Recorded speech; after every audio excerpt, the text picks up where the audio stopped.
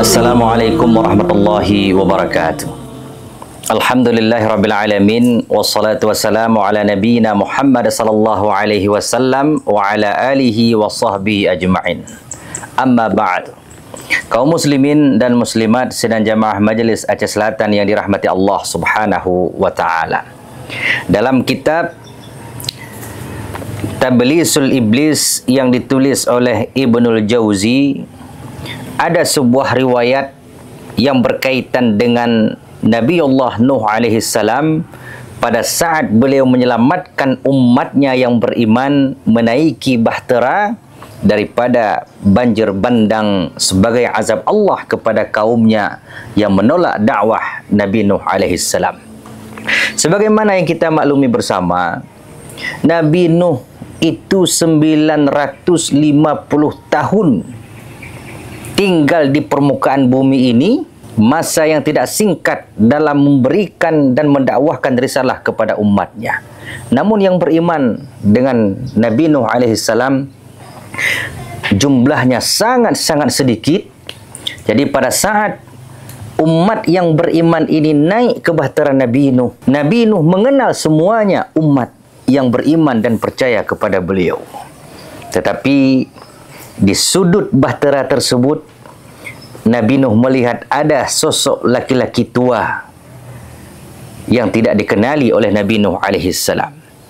Lalu Nabi Nuh bertanya, "Wahai fulan, ma hamalaka ala hadha?" Apa yang membawamu berada di sini? Maka laki-laki tua ini menjawab, "Wahai Nuh, saya berada di sini litakuna qulubu ikhwanika ma'i wa ajsamuhum ma'ak." Saya berada di atas bahtera ini agar hati umatmu ini yang engkau selamatkan dalam bahtera ini bersama saya, meskipun badan mereka bersamamu, wahai Nuh. Mendengar jawaban ini, Nabi Nuh menyampaikan, "Ukhruj anta ya la'in." Keluarlah engkau, turunlah engkau daripada bahtera ini, wahai makhluk terkutuk. Ternyata Nabi Nuh tahu laki-laki tua ini adalah jelmaan syaitan laknatullah. Jadi Nabi Nuh emosi dan begitu marah, karena sebenarnya di antara yang menghalangi umatnya untuk beriman adalah godaan dan tipu daya syaitan laknatullah. Namun sedang jemaah yang dirahmati Allah subhanahu wa ta'ala, syaitan ini menyampaikan kepada Nabi Nuh. Penyampaiannya ini menjadi pelajaran bagi kita semuanya yang hidup di zaman fitnah yang luar biasa ini. Kata syaitan kepada Nuh, "Wahai Nuh, jangan engkau turunkan saya dari bahtera ini. Saya menyampaikan kepadamu, wahai Nuh, ada 5 pintu dalam hati manusia yang apabila 5 pintu ini kami kuasai, maka kehidupan manusia tersebut akan terpedaya dan terjerumus ke dalam godaan dan tipu daya kami. Tapi saya ingin menyampaikan kepadamu, wahai Nuh, 3 saja rahasia pintu hati anak Adam yang mudah kami kuasai. Sedangkan 2 lagi tidak akan saya beritahu kepadamu, wahai Nuh." Maka Allah subhanahu wa ta'ala melalui malaikat menyampaikan kepada Nuh, "Wahai Nuh, mintalah kepada syaitan itu untuk menyampaikan 2 pintu hati manusia yang hendak disembunyikan sehingga dia mampu menguasai hati anak cucu Adam, sedangkan yang 3 lagi itu tidak begitu penting, wahai Nuh." Maka Nabi Nuh menyampaikan kepada syaitan, "Wahai syaitan, saya ingin 2 rahasia pintu hati itu, sedangkan yang 3 saya tidak memerlukannya."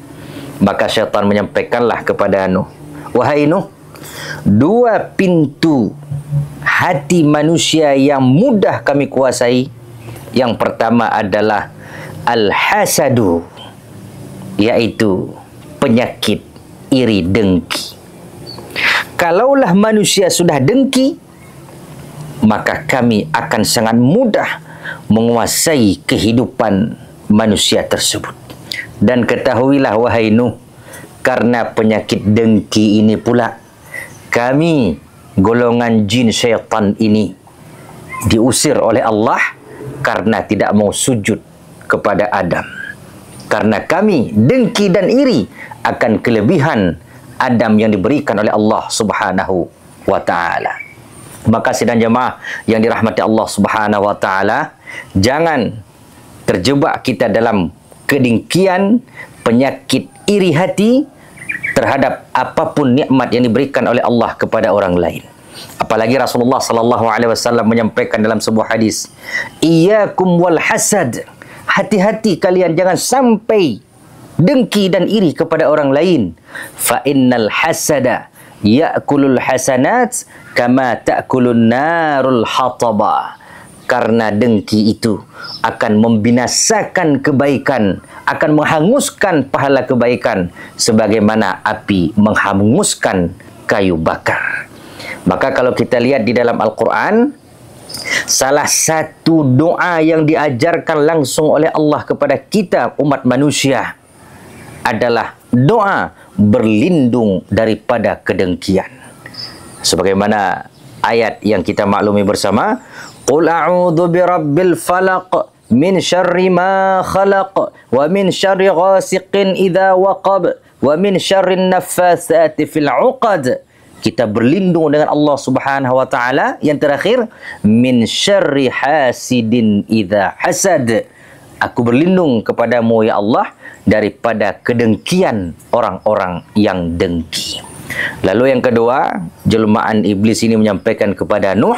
Yang kedua, wahai Nuh, kalaulah hati manusia ini ada penyakit yang kedua ini, maka kami sangat mudah untuk menguasai kehidupannya, yaitu penyakit al-harasu, yaitu penyakit ambisius, penyakit ambisi yang ingin mendapatkan sesuatu dengan cara apapun dan bahkan sampai menghalalkan yang haram dan mengharamkan yang halal. Lalu jelmaan syaitan ini menyampaikan kepada Nuh, wahai Nuh, karena penyakit ambisi inilah Adam diusir oleh Allah dari surganya.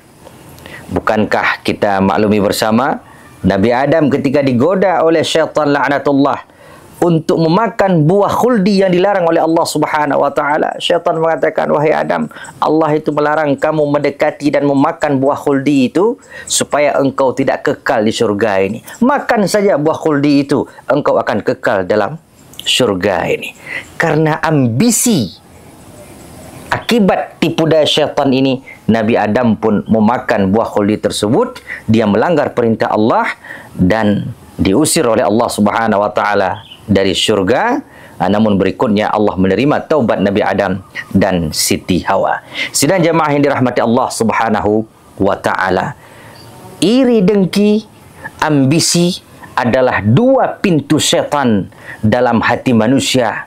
Jangan sampai kita terjebak dalam dua penyakit hati ini kalau kita ingin hidup sebagai manusia yang sejatinya bersaudara, beriman, baik satu sama lain, tanpa ada gunjingan-gunjingan ataupun hasad, dengki, serta fitnah memfitnah hanya demi memenuhi ambisi yang begitu membabi buta. Mudah-mudahan Allah Subhanahu wa taala melindungi kita semuanya daripada tipu daya syaitan laknatullah. Amin amin ya rabbal alamin. Assalamualaikum warahmatullahi wabarakatuh.